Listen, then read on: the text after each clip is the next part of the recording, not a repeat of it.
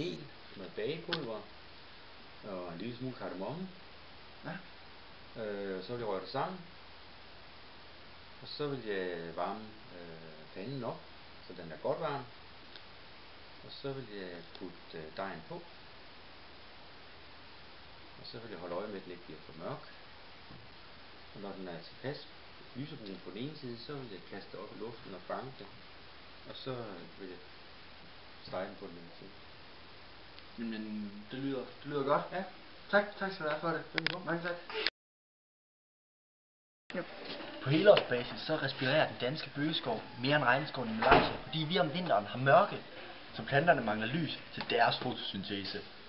Det betyder, at der bliver dannet mere BPP i regnskovene, så der bliver mere til overs under respirationen, så der er mere NPP tilbage, så træerne de vokser mest.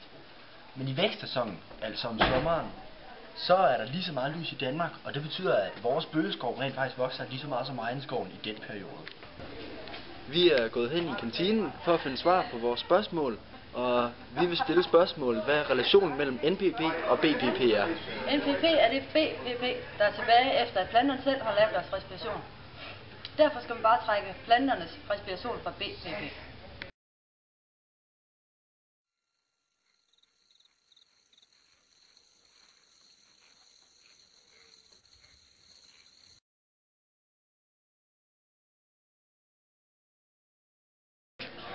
Yes, jeg er klar. Okay, venstre hånd, fucking højre hånd, skift finger.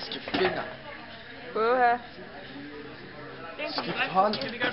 Vent. Jeg er så glad i dag, jeg er så glad i dag. Jeg har fået min medicin, jeg er så glad i dag. Jeg er så glad i dag, jeg er så glad i dag. Jeg har fået min medicin, jeg er så glad i dag. Jeg er så glad i dag, jeg er så glad i dag.